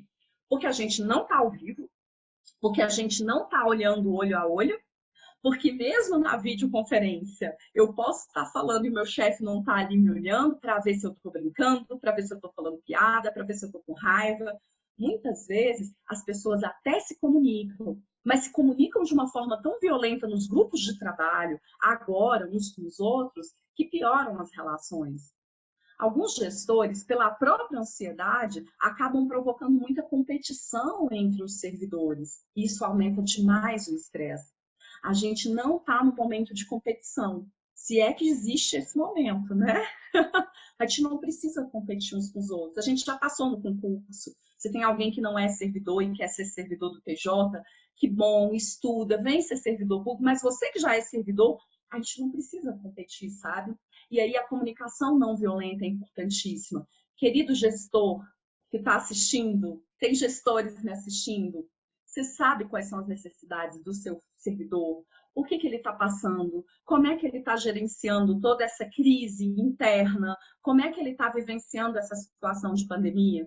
Servidor, você sabe o que seu gestor está passando, você conversou com ele, com ela, para ver como é que ela está gerenciando toda essa situação com ele, para ver como é que ele está também. A gente precisa conversar. E aí, conversar não precisa entrar no campo da intimidade, servidor-gestor, se você não for íntimo do seu gestor. Mas a gente precisa delimitar claramente a jornada de trabalho. A gente precisa conversar e falar para o nosso gestor qual horário a gente vai trabalhar, ou o gestor dizer para a gente o que a gente espera disso. Sabe por quê? Existe uma teoria de qualidade de vida no trabalho que ela fala que a gente precisa ter um espaço total de vida. Espaço total de vida é aquele momento em que eu estou vivendo fora do trabalho. E eu preciso dele. Eu preciso ir lá conversar com os meus amigos, eu preciso ter um momento de intimidade com a minha família, e eu preciso fazer isso sem estar pensando no trabalho. O problema é que mesmo quando a gente estava no presencial, a gente saía do trabalho e o trabalho não saía da gente. Já aconteceu isso com você? Isso é uma frase, né? O Deju fala disso e a minha colega Carla também, que muitas vezes a gente sai do trabalho e o trabalho não sai da gente. Quantas vezes eu saí do TJ e fiquei pensando no que tinha acontecido no meu trabalho, no que tinha acontecido com os meus colegas de trabalho, no que tinha acontecido com os meus pacientes que eu atendo, se eles estavam bem, se não estavam. Isso é você sair do trabalho e o trabalho não sair de você. Isso acontece no trabalho presencial. Agora, no teletrabalho, isso fica mais pesado. Sabe por quê? Porque você está trabalhando em casa. Então, você levanta aqui da cadeira e parece que você ainda está no trabalho. Então, a gente precisa separar isso aqui para diminuir o estresse. Imediatamente, eu preciso pensar qual vai ser a minha jornada de trabalho. E eu preciso iniciar e finalizar essa jornada de trabalho, sabe? E aí eu preciso conversar com o meu gestor. E o gestor, gestores, precisam entender que o servidor precisa desse horário. Eu vi alguém falando, né, rapidamente, que acorda, vai para o computador e só sai à noite. Não pode? Ah, mas eu tenho que fazer isso porque estão me exigindo. Isso é um espaço total de vida. E a hora que você precisa viver, que você precisa cuidar das outras coisas, que você precisa cuidar da sua saúde, isso precisa ser conversado, sabe? Entre gestores e funcionários. E eu sei que tem gestor também que acorda e até sonha, né, à noite, porque vai a noite toda pensando no trabalho. Não dá. A gente precisa delimitar isso e aí eu vou precisar da ajuda do gestor, sabe? Porque o gestor precisa também, nesse momento de pandemia, de uma gestão contingencial. A gestão contingencial é que tipo de líder eu preciso ser para cada funcionário. Porque cada funcionário está tendo uma realidade. Cada funcionário está com balde. Tem balde que está muito furado. Tem balde que não tem furo nenhum, não é? E eu preciso ser um gestor para cada um desses funcionários, sem sobrecarregar quem não tem furo nenhum no balde, mas sem também ficar enchendo quem está com muito furo, não é? Isso a longo prazo mexe muito com a nossa saúde mental, não é? Eu vi alguém falando de sentar no sofá, gente. Como é importante isso. Eu sair do trabalho, sentar no sofá, né? Não preciso fazer mais nada, mas eu preciso sair do trabalho. E sair do trabalho dentro de casa é muito difícil. Então, a gestão contingencial entra como uma ferramenta para os gestores, sabe? Eu preciso ser um líder para cada gestor. Ah, não, eu sou mesmo gestor para todo mundo, eu sou assim, o que um faz, o outro tem que fazer, e eu vou lá, e se não faz, eu mando mensagem para o outro, falando mal dele, e eu estou sempre falando mal de um para o outro. Isso não é ser líder. Isso é ser chefe, é um péssimo chefe, por sinal, que está atrapalhando a saúde mental do servidor. É importantíssimo a gente falar disso. E o teletrabalho compulsório, a gente está vivendo um teletrabalho compulsório, né? Eu não escolhi estar no teletrabalho, embora tenha gostado muito, tenha desenvolvido novas competências, mas a gente está num teletrabalho, não é isso? E aí, num teletrabalho compulsório. Será que eu preciso trabalhar mesmo a mais? Eu botei um terço a mais, né? Será que eu preciso trabalhar 15% mais mesmo? Alguns gestores estão entendendo que sim, que estar em casa é um privilégio, que o servidor tem que trabalhar a mais. A gente sabe que no momento normal de vida, o teletrabalho tem essa regra. Ele tem um pouco a mais de trabalho, porque eu estou trabalhando em casa. Mas no teletrabalho compulsório isso não pode acontecer, porque eu estou tendo que lidar com muitas outras demandas. Então o trabalho precisa ser gerenciado, não é? E eu fico muito feliz quando eu vejo que o TJ alcançou as metas no teletrabalho, que a sociedade está recebendo isso, porque eu não trabalho para o meu gestor. Você não trabalha para o seu gestor. A gente trabalha para a sociedade. Então, realmente, a gente precisa estar tendo esse resultado. Mas eu preciso dar resultado na minha jornada de trabalho. Eu preciso dar resultado para a sociedade na minha jornada de trabalho. Como é que está a sua jornada de trabalho? Eu preciso definir. Não precisa ser de meio dia 7. Eu faço parte de um grupo e uma vez eu estava ouvindo uma pessoa nesse grupo falando que estava começando a trabalhar meia-noite, depois que o filho dela dormia, e uma preocupação com o trabalho. E eu achei tão lindo aquilo, porque se fala tão mal de servidor, né? E eu vendo um servidor tão preocupado em dar resultado, mas que custo, né? Então a gente tem esse custo também de trabalhar meia-noite, começando 6 horas, parando 8, fazendo almoço, limpando a casa, voltando, não é? Então, realmente é muito complicado. Tem a regra, mas agora não é a hora de cobrar isso, né? Então, essa ferramenta é para o gestor e para o funcionário. Conversa com o seu gestor. Uma comunicação não violenta, em que você olha a necessidade dele, em que ele também olha a sua necessidade, em que ele sabe que você tem que apresentar resultado, e você sabe também que você tem que apresentar resultado, é para a sociedade, não é para o gestor, mas que isso tem que ser equilibrado, porque senão eu vou para essa coisa do estresse, sabe? De demandas e recursos. E aí eu queimo os meus recursos para essas demandas. Vamos ver mais uma ferramenta? Agora nós vamos ver uma ferramenta bem individual, bem psicológica, gestão do pensamento. Toda vez que você pensa, você produz uma emoção e essa emoção vai impactar o seu comportamento. É óbvio que essa visão é da psicologia cognitivo-comportamental. Eu penso, eu tenho uma reação emocional e isso vai disparar o meu comportamento. O que está te preocupando? Escreve num papel. O que está te preocupando agora? O que está realmente te preocupando?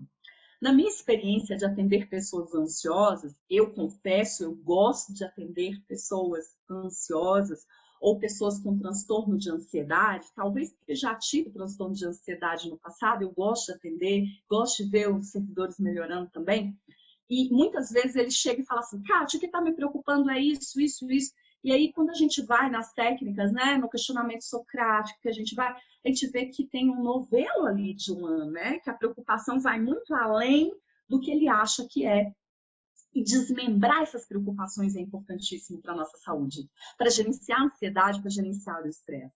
E aí a gente vê, o que está realmente me preocupando? O que está realmente me preocupando? Essa preocupação, ela tem alguma solução? Sabe por quê? Quando eu me preocupo e eu tomo tempo pensando nisso, porque se preocupar é normal. Eu fico assim, nossa, estou preocupada com a situação do país. Outra coisa é eu pegar todo o meu tempo para ficar repassando isso na minha cabeça. Essa preocupação tem solução? É uma preocupação produtiva ou não? Preocupação produtiva tem solução.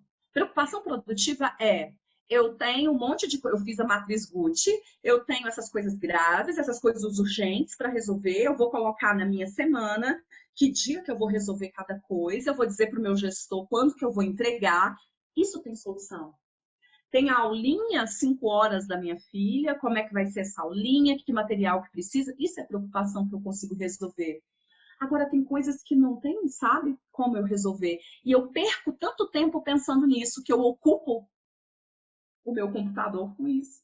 Quando você ocupa seu computador, quando você ocupa a memória, hoje é difícil, né, ocupar a memória, porque a gente tem aí um monte de giga, mas quando você ocupava a memória do seu celular, lembra quando ele tinha só 16 mega e você ocupava a memória, o que acontecia com ele? Ele travava, não é? Ele parava. E é isso. O que está ocupando? E aí, essa ferramenta é: eu preciso gerenciar meu pensamento. E gerenciar o pensamento nem sempre é eu ficar tentando pensar positivo. Porque se eu tiver num nível de estresse, de exaustão, quase exaustão, eu não vou conseguir pensar positivo, porque eu estou ali muito. É eu pensar realista. Estou com pensamento em coisas que eu não tenho controle para diminuir a minha dor? Pessoas mais ansiosas e até mesmo com depressão, elas se preocupam como uma forma de tentar controlar, como uma forma de diminuir a dor, sabe? Eu vejo muito isso nas sessões. Às vezes a pessoa está tão ansiosa, a gente começa a trabalhar na terapia, e aí a pessoa vira e fala assim: eu me preocupo muito. E aí você vai trabalhando a preocupação e a pessoa não para de preocupar. E aí eu pergunto assim: você quer parar de preocupar? Ai, Kátia, eu acho que não. Porque parece que se eu não preocupar, vai dar tudo errado. Parece que se eu não preocupar, a coisa vai desandar. E aí a gente tem que ir lá atrás, nas crenças lá de trás, para conseguir ajudar essa pessoa a parar de preocupar. Por quê? Porque a gente acha que a preocupação é boa. Eu acho que se eu não me preocupar, eu não vai dar certo. Eu não vou conseguir. E aí você se pega pensando coisas que você não tem controle. Será que essa pandemia vai acabar? Será que vai sair vacina mesmo? E esses dias uma colega minha, eu toda esperançosa, falando: eu acho que vai sair a vacina, você viu, mostrando os estudos. Aí ela vira e escreve assim: sei não, hein? Eu desconfio. E se essa vacina aí der problema, hein, a longo prazo? E se a gente. Aí eu falei: nossa, ela tá indo lá para frente, né? Eu tô aqui pensando numa vacina, ela tá indo lá para frente, já pensando nas consequências da vacina, uma coisa de cada vez.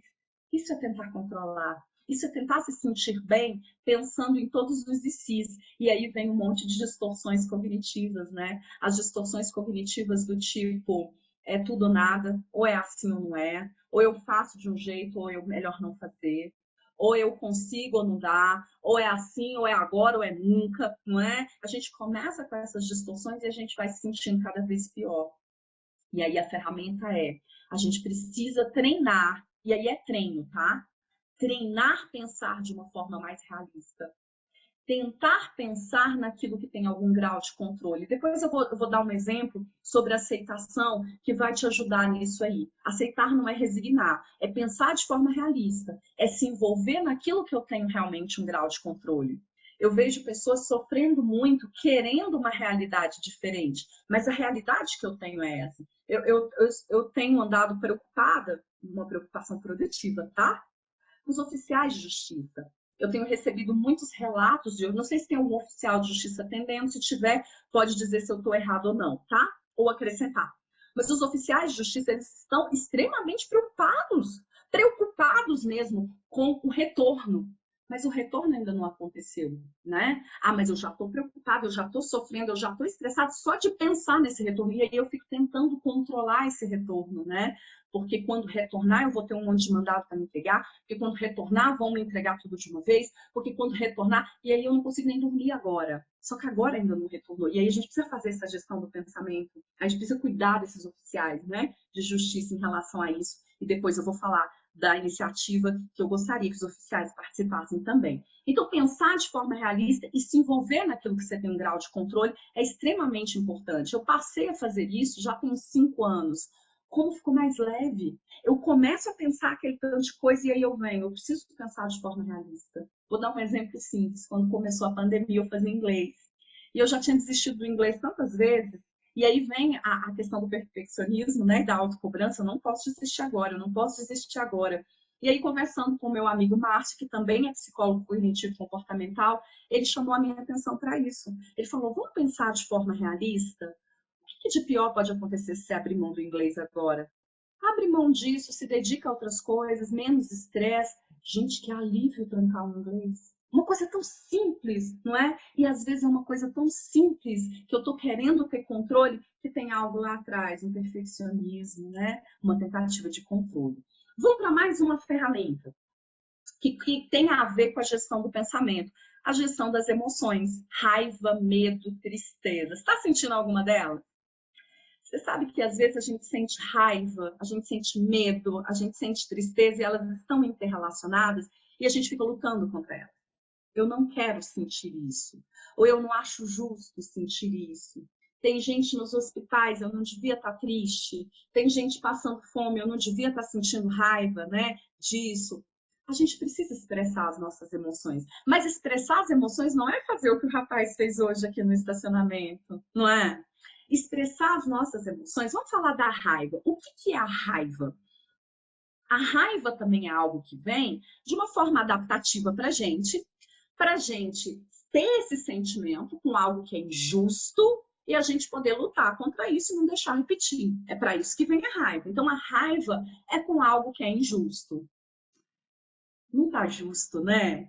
Você fica pensando, mas não é justo eu estar passando por isso agora, não é justo a gente estar nessa pandemia, não é? A raiva vem, é natural que ela venha. Eu tô com raiva porque eu queria estar numa outra vida, numa outra rotina, eu queria estar com liberdade, então a raiva vem. Mas sabe, a raiva, ela só é importante quando eu sinto, eu entendo e eu estabeleço relações de causalidade e deixo ela ir. Porque senão vira ruminação. Sabe o que é ruminação? É eu ficar o tempo inteiro pensando no que está me causando raiva. Eu não aguento mais essa pandemia. Ai, não. E o governo? E o TJ? E não sei o quê. E aí eu fico sentindo essa raiva como uma ruminação. Eu estou mastigando, engolindo e está voltando. Eu estou mastigando, engolindo e voltando. E saiu uma pesquisa em janeiro que estabeleceu uma relação entre a ruminação e problemas intestinais nas pessoas. Olha só, né? Um excesso de intestino preso ou outros problemas de intestino. Ruminação. Então, ruminar não é legal. Mas é normal sentir raiva. Mas eu preciso sentir raiva estabelecendo relações de causalidade. Eu estou com raiva hoje porque eu queria estar no trabalho presencial, que eu trabalho de meio-dia às 7, que eu vou embora, que eu não tenho que ficar recebendo tantas demandas. Mas eu sei que isso vai passar, que vai voltar ao trabalho. Ou não, eu tô com raiva porque vai voltar ao trabalho presencial um dia, eu não queria que voltasse. Tá, mas aí eu vou tentar, então, conversar com o meu gestor. Eu começo a estabelecer relações de causalidade para deixar essa raiva aí. Tem gente que cultiva a raiva. E cultivar a raiva é virar ruminação. O medo. Quem não tá com medo? Tá todo mundo com um pouco de medo. A forma que a gente está reagindo ao medo é que é diferente. Eu conheço pessoas que estão com tanto medo que a forma de reagir ao medo dentro de uma ansiedade é falar assim: eu quero pegar esse negócio logo, quero pegar logo, me livrar disso logo. E aí é tão ilógico pensar assim, mas ao mesmo tempo eu consigo ver a dor. Eu consigo ver o medo ali. Você consegue ver também? O medo, ele é protetivo, ele é uma proteção, mas se eu fico nele, ele me paralisa de novo, não é? Ele paralisa de novo. A tristeza. Tristeza, ela tem duas funções. A gente lidar com a perda ou ela vem com a sensação de fracasso. A tristeza da perda é natural. Se eu perdi alguém, eu vou ficar triste. Tem alguns servidores que vão ao NPI e falam assim: ah, eu estou em luto, perdi minha mãe e vim aqui porque eu não quero ficar triste e eu quero que você me mande para o psiquiatra para ele passar um remédio para mim. Ô, gente, numa situação de perda é natural que a gente fique triste por um tempo, até para a gente poder, né, entender melhor, lidar melhor com isso. Agora, a tristeza da sensação de fracasso, ela não é boa e ela pode levar a gente para um quadro depressivo. O que você está sentindo agora? Você está sentindo tristeza por perda, perda da liberdade, perda do seu filho na escola, né? Com a professora maravilhosa que a gente aprendeu a valorizar. Eu sempre valorizei, né? Mas eu estou vendo as pessoas brincando aí que aprendeu a valorizar os professores. É essa tristeza da perda? Ok. A gente vai trabalhando ela. Em breve a gente vai voltar para a nossa vida. Agora, se você está se sentindo de alguma forma fracassado, por não estar dando conta de todas as suas demandas, por achar que você deveria estar melhor, por achar que você deveria estar fazendo mais, essa tristeza não é boa. Essa tristeza pode aumentar o seu estresse ou te levar para um quadro depressivo. Tristeza é para perda, tristeza não é para essa sensação de fracasso. E aí eu preciso gerenciar as minhas emoções falando assim, nesse momento eu não preciso ser 100%. Eu posso funcionar no 70%, eu posso funcionar no 50% alguns dias, outros dias eu estou melhor, eu posso funcionar no 90%. Eu não preciso ser perfeito. Se tem uma coisa que as pessoas mais ansiosas aprenderam em algum momento da vida é que elas têm que ser perfeitas. E isso realmente mexe muito com essas pessoas, né? Deixam com uma sensação de que nunca tá bom. E isso gera tristeza. Porque se nunca tá bom, eu nunca vou me sentir vitorioso. Eu vou estar sempre com a sensação de fracasso. Se você se sente assim, por mais que você seja servidor, ou se você é estagiário, está estudando, está batalhando, mas está sempre com essa sensação de fracasso, é preciso rever isso, porque essa tristeza não é boa. Essa tristeza aumenta o seu nível de estresse, potencializa uma ida sua para quase exaustão, que não vai te ajudar nesse momento. Então é hora da gente gerenciar a emoção. Como é que a gente gerencia a emoção? Primeiro, identificando. O que eu estou sentindo? É raiva? De quê? De quem? Por quê? É medo? Medo pelo quê? O que está me ameaçando? Aí você põe a palavra ameaçando na frente. O que está me ameaçando? É meu gestor, é meu local de trabalho, é o meu trabalho que eu não gosto, é a forma como eu estou organizando o meu dia. Tristeza, eu estou sentindo tristeza pelo que eu perdi alguma coisa. Pessoas que perderam. Tem pessoas que perderam um ente querido. E aí a gente pode, claro, e deve trabalhar isso em terapia, mas isso é natural. Mas a tristeza do fracasso, do estar sentindo ou achando que você deveria estar muito além do que você está, numa situação de crise, isso só potencializa seu estresse. Okay? Vamos ver mais uma ferramenta? Quando a gente fala em estresse, a gente precisa falar um pouquinho do apoio psicológico, né? Tem gente, as pessoas que mais precisam quando estão estressadas, são as que mais falam que não tem tempo. Ah, eu não tenho tempo para terapia. Uma vez por semana, Kátia, eu te encontrar uma vez por semana para falar das minhas questões, eu não tenho tempo para isso. Não tenho que trabalhar. Só que quando a gente não acha tempo para cuidar do nosso emocional, às vezes o nosso corpo para a gente poder se cuidar. Então, eu coloquei o telefone de plantão do MPI, isso é para quem é servidor, quem não é servidor, a gente não atende, é um serviço voltado para os servidores do tribunal, para cuidar da saúde mental dos servidores. O Núcleo Psicossocial Institucional tem psicólogos e assistentes sociais para ouvir você nesse momento de pandemia, para te encaminhar para uma terapia com os nossos credenciados que estão atendendo online, ou para fazer algumas intervenções breves com os psicólogos do setor. Eu atendo agora intervenções breves, né? Tratando essa questão da ansiedade, do estresse, do estado depressivo nessa situação de pandemia. Qual a diferença entre psicologia e psiquiatria? Muita gente não sabe, muita gente pergunta mesmo, Kátia, eu não sei quando, se eu devo procurar um psicólogo ou um psiquiatra. Nós temos excelentes psiquiatras no TJ, com uma carga de trabalho bem grande, o que mostra que a gente está sofrendo. Né? E aí você fala assim, Kátia, os outros órgãos não estão, não? Estão. Só que eles não têm esse serviço que a gente tem, né? E aí, o psiquiatra, ele é um médico, ele é formado em medicina e ele vai trabalhar o equilíbrio neuroquímico com medicações. Então, ele vai avaliar o seu quadro, vai ver um diagnóstico e aí ele vai tentar, né, fazendo ali experimentos com essas medicações. Nós temos muitas medicações hoje para tentar esse equilíbrio neuroquímico que saiu do equilíbrio em algum momento pelo estresse, pela ansiedade, pela depressão, não é? O psicólogo, ele vai te ajudar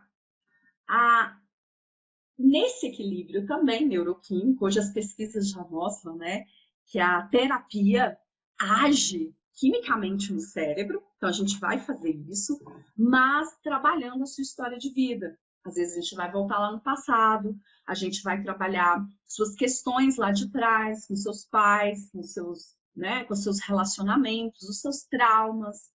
Às vezes a gente não teve grandes traumas. Aí você fala para mim, eu tenho servidores que falam assim, mas minha vida foi ótima, Kátia, minha infância foi ótima, eu não quero voltar lá, não.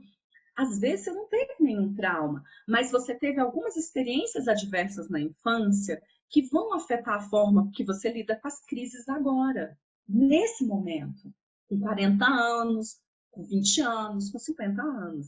E aí, a gente trabalha isso intensivamente para trazer esse equilíbrio. Eu adoro a metáfora, vocês já devem ter ouvido, mas eu vou repetir. Quando a gente está com uma questão de saúde mental, é como se a gente fosse um trem. Ah, eu sou mineiro, eu adoro essa metáfora do trem, né? É como se a gente fosse um trem que estivesse ali no trilho. Quando a gente tem um problema de saúde mental, esse trem saiu do trilho.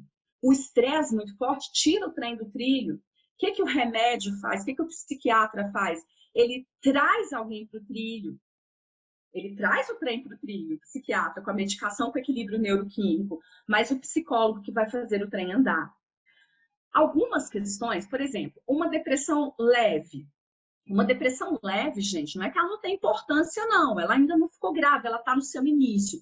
Uma depressão leve, ela pode ser tratada só com medicação ou só com terapia.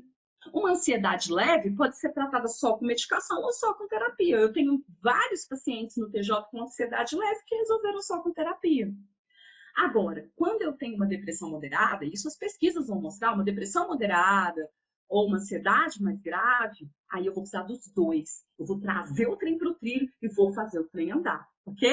Às vezes o trem sai do trilho, mas ainda está andando. E a gente traz ele para o trilho e ele está andando ali só com a terapia ou só com a medicação. Então, o que eu recomendo para vocês? Se você tiver com estresse muito alto, se sentindo na exaustão, na quase exaustão, que ferramenta nenhuma você consegue nem aplicar a ferramenta, procura ajuda. Ah, Kátia, eu acho que terapia é coisa de doido. Não é, não. Terapia deveria ser preventiva. A gente deveria fazer terapia para viver, né? Com adolescentes, fazer terapia para a gente trabalhar nossas questões e ir para a vida. Então, não veja mais assim, vamos tirar esse rótulo, procura ajuda. E no Tribunal de Justiça a gente tem esse apoio, né? Isso é muito legal também. A terapia, ela vai ressignificar muita coisa. Eu falo que a terapia tem a ver com reparação. É como se a gente tivesse sido criado faltando alguns tijolinhos, sabe? Sabe aqueles tijolos? Eu consigo ver claramente a casa sem alguns tijolinhos. A casa tá ali. A casa tá ali. Mas a psicologia, ela vai te ajudar a colocar esses tijolos. O psicólogo não faz milagre. O psicólogo utiliza ciência. A gente não vai mudar você, não vai mudar a sua essência. É como se a gente fosse um gesso. A gente está ali como um instrumento de contenção para ajudar a curar a ferida, para ajudar a curar a lesão. Ok? Então busque ajuda também. Mais alguma? Vamos falar de mais uma ferramenta? Muitas vezes a gente está estressado e a gente está com dificuldade para dormir. Tem alguém aí que está com dificuldade para dormir? Eu trouxe uma técnica do EMDR para ajudar vocês a dormirem melhor, para ajudar nesse problema de sono. É claro que se a sua insônia é muito grave, talvez você vá precisar de medicação. Nós temos nossos psiquiatras. Mas às vezes você não consegue dormir, você está com sono e não consegue dormir porque sua cabeça está cheia de pensamento. Aí você vai fazer a gestão do pensamento. Você vai fazer a gestão do pensamento e falar: o que está me preocupando? Essa preocupação faz sentido? Não faz sentido? Deixa eu me preocupar com o que eu tenho controle. Isso aqui eu não tenho controle. Não tenho controle do governo, não tenho controle da epidemia, eu não tenho controle se a pessoa está saindo de máscara ou não. Eu tenho controle de mim. Se eu vou sair de máscara, se eu vou me cuidar, se eu vou tomar sol, vitamina D, enfim, isso eu tenho controle. Fez a gestão do pensamento, você vai dormir e não consegue. Fica assim, eu tô com sono, mas não tô conseguindo. Você vai usar essa técnica chamada abraço da borboleta. Vou te ensinar de dois jeitos, tá? O abraço da borboleta, ele é uma técnica do EMDR. Alguém tá falando que tá dormindo muito. Isso aqui serve também para quem tá dormindo muito, só que aí você vai fazer de manhã. Você vai fazer quando você acordar. A terapia EMDR, eu tenho formação em EMDR, então eu tenho feito a terapia EMDR no TJ, e é uma nova forma de psicoterapia desenvolvida nos Estados Unidos no final dos anos 80 pela doutora Francine Shapiro. Ela faleceu agora em novembro do ano passado, infelizmente, e significa de sensibilização e reprocessamento por meio dos movimentos oculares permite o reprocessamento de lembranças difíceis e dolorosas através da integração do conteúdo neuronal de diferentes hemisférios. Então, eu utilizo aqui essa ferramenta, né? Também, uma das, que vai passando uma luzinha aqui, e com essa luzinha a gente consegue associar a sua lembrança difícil ao seu sintoma e reduzindo isso. Não é mágica, isso é terapia, é ciência, não é hipnose. E o abraço da borboleta, você vai ver que é muito simples, mas não subestime. Ele faz essa integração neuronal dos dois hemisférios, te ajudando no momento que você for dormir ou te ajudando no momento que você for acordar. Vamos para as pessoas que estão com dificuldade de dormir. Ontem e antes de ontem eu apliquei essa técnica para dormir e você pode fazer no seu filho também. Se você tem filho pequeno, você pode fazer no seu filho pequeno também e ensinar para o seu adolescente. Você vai fazer isso aqui, ó. Deixa eu te explicar. Tá vendo? Como se fosse uma borboleta quando você está brincando com as pessoas, ó. Fez isso aqui. Se você não conseguir fazer isso aqui, pode fazer assim mesmo, tá? Cruza os braços e aí você vai ficar, ó, batendo de forma alternada. E aí você pode fazer o abraço da borboleta mais assim, né? Aqui no peito, se você conseguir fazer isso aqui. Mas atenção, não pode fazer rápido, tem que fazer bem devagar. Você vai sentar na sua cama ou deitado mesmo e vai ficar fazendo isso aqui por um tempo, tá? Bem devagar. E aí se associa com respiração. Respira devagar também. Você não está respirando devagar, né? Se você está estressado. E vai fazendo isso aqui, ó. Pode treinar agora, bem devagar. Ai, Kátia, não consegui fazer essa borboleta. E eu também acho muito estranho, né? Meu cônjuge ficar vendo eu fazendo isso à noite. Então, você faz assim, ó. Bem devagarzinho. E vai respirando. E vai se falando, eu vou dormir. Eu quero dormir bem, né? Não é autoafirmação de hipnose. É só você ir falando, eu quero dormir. Se você fizer muito rápido, pode ser que você acesse conteúdos ruins. A gente usa na terapia o rápido. Então, você vai fazer bem devagar, respirando antes de dormir. Para você que está dormindo demais, você vai fazer ao acordar. Acordou, você vai fazendo também um dia produtivo, vou ter um dia produtivo, quero me concentrar melhor. Aí você vai falando que você precisa de concentração, de foco, né? Vai respirando fundo. E você pode fazer de manhã e à noite também. Ontem eu fiz, eu dormi super rápido, né? Eu tenho feito isso à noite e tenho feito com a minha filhinha de 5 anos. Com o seu filho pequeno, você pode fazer aqui, né? Mas a minha filha, ela dorme abraçada com o bichinho, então ela não queria soltar o bichinho, eu fiz no pé. Você pega o pezinho do seu filho, ele pode ter a idade que for, tá? Até bebezinho. E você vai apertando devagarzinho, de forma alternada, um pezinho, outro pezinho, um pezinho, outro pezinho. Pode brincar, né? Dizer para ele que é o abracinho da borboleta, que ele vai ficar bem, se ele não tiver medo de borboleta, né? Fala um bichinho, conta uma história, vai fazendo, pede para ele fechar os olhinhos. Ajuda muito, viu?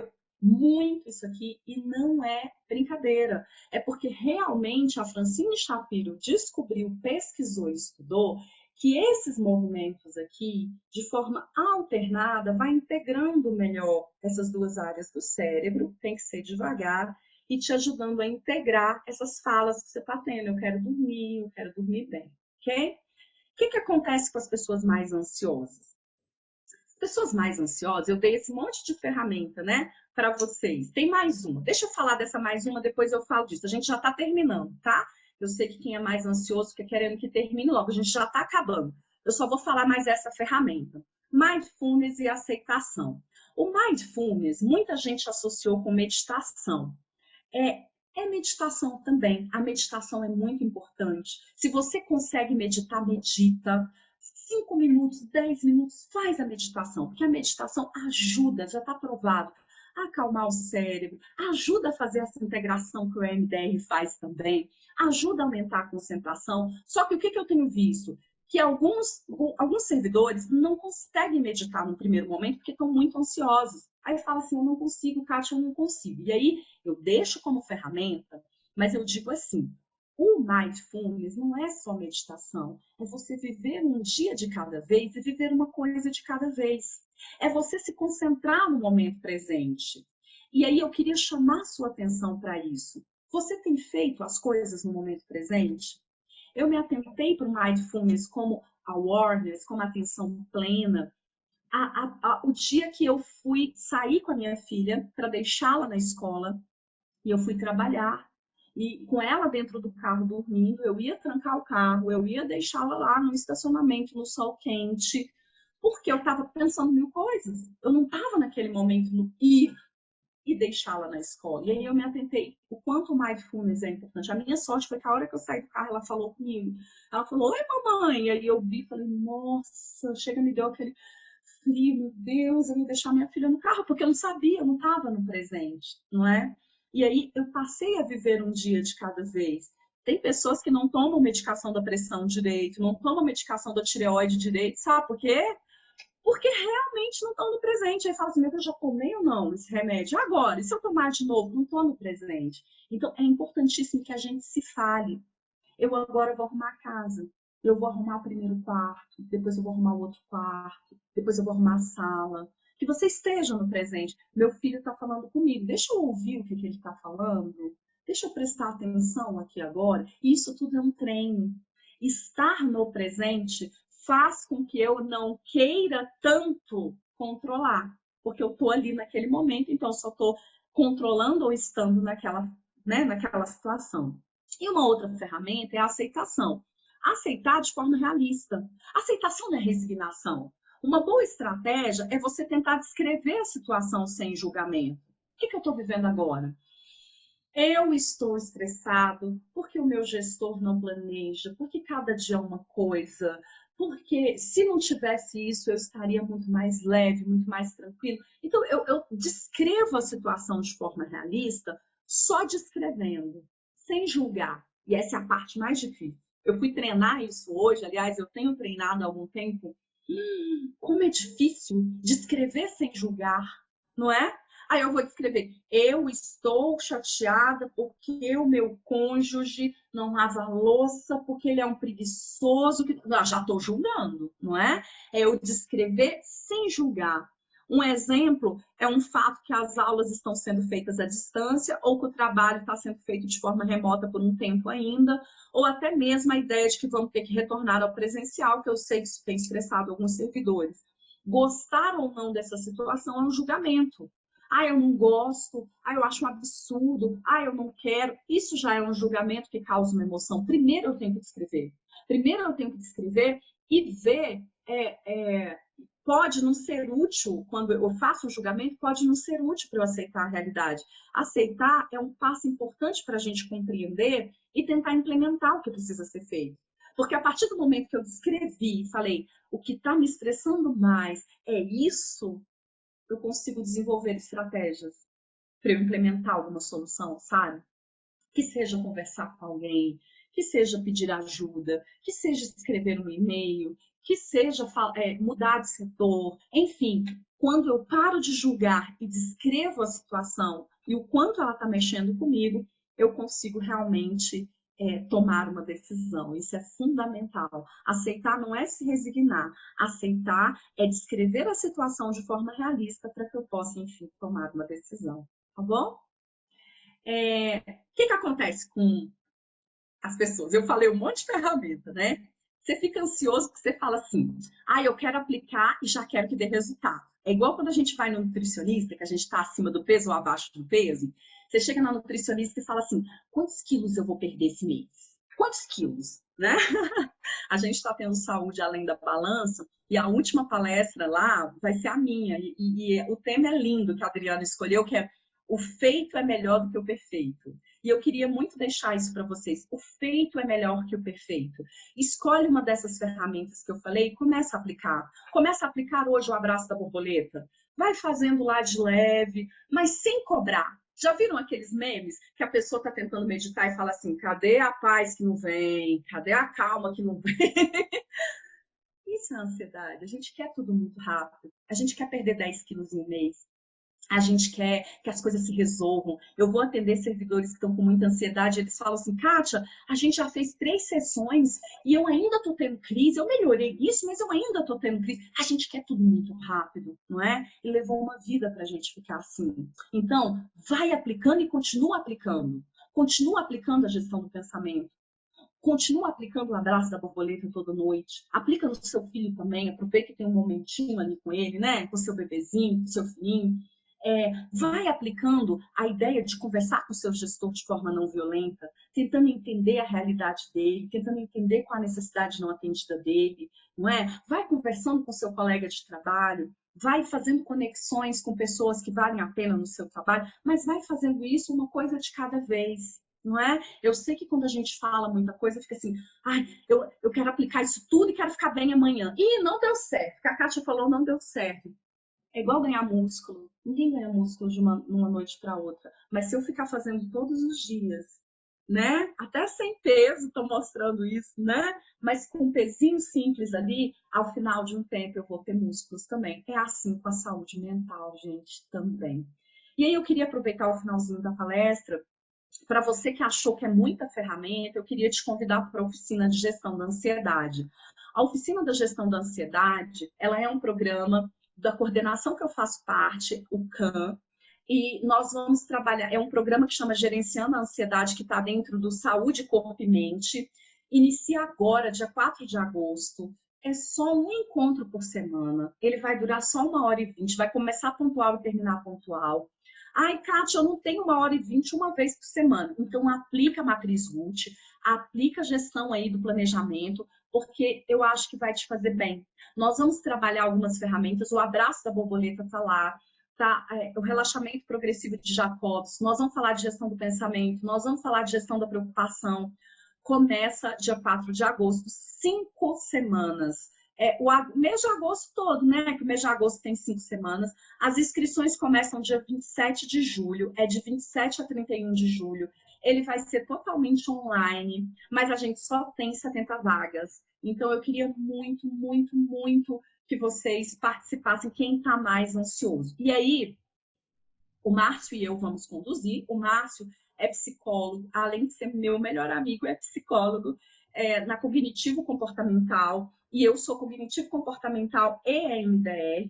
E nós vamos escolher algumas pessoas que estiverem mais ansiosas para fazer algumas sessões de terapia, para ajudar, né? Claro, de curta duração, intensivo. Outras pessoas nós vamos encaminhar para a terapia. Eu acho que vai ser bom. Eu queria que vocês participassem. Eu acho que vai ajudar sim, tá bom? É uma ferramenta, os oficiais de justiça também é uma ferramenta para vocês, que eu sei que vocês estão bastante ansiosos até antes da pandemia. Então, eu queria convidar todos vocês para participarem. Quem está precisando de terapia, nós temos conveniados atendendo online, procura ajuda, a terapia vai ser muito importante, arruma um tempinho para fazer uma vez por semana só, bom? Então, eu aguardo vocês. A gestão da ansiedade é 5 encontros toda terça-feira. Então, assim, toda terça-feira a gente escolheu o finalzinho da tarde para ficar mais fácil para vocês se organizarem. Então, começa às 5h30, mas o grupo a gente pode decidir, tá? Assim, um outro horário. Mas, a princípio, 5h30, com 1h20 de duração, aí você termina já na hora do jantar, tá bom? Conversa com o seu gestor, chama seu gestor também para participar, diga que é importante, é um programa do tribunal para vocês. Agora eu vou abrir, né, para perguntas. Pode passar, né, o slide. Eu vou deixar para vocês o meu contato e vou abrir para perguntas. Viu, Cris? Pontualmente, a Cris, gente, que é do Instituto, me ajudou muito, a Rita também. Servidores, né? As pessoas falam tão mal de servidores. Eu tenho o maior orgulho de ser servidora e meu orgulho de falar de bons servidores. Eu vou deixar essa frase do Augusto Cury: quem é escravo dos pensamentos não é livre para sonhar. E a gente está no momento que a gente precisa sonhar. A gente precisa ter esperança, sabe? A gente precisa acreditar que vai passar, e vai passar. É o princípio da impermanência, as coisas não duram, as coisas boas e ruins passam, e eu preciso sonhar. Eu preciso acreditar que em breve a gente vai voltar a viajar, que a gente vai voltar a se abraçar, que a gente vai voltar a se encontrar, né? Eu tenho uma filhinha de 5 anos que é muito extrovertida, gente. Eu não sei quem ela puxou, ela é faladeira.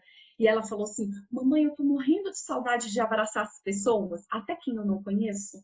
Aí eu falei: eu também, filha, em breve a gente vai fazer isso, a gente tem que sonhar com isso, né? E aí eu tô deixando para vocês o meu e-mail do TJ, podem me mandar e-mail que eu respondo. E tem meu Instagram também, para quem não é do TJ, para quem é também, mas para quem não é pro TJ, pode me seguir, que eu também vou criar um outro produto para quem não é do TJ, em breve poder participar também. Quem é do TJ vai participar do TJ. tá bom?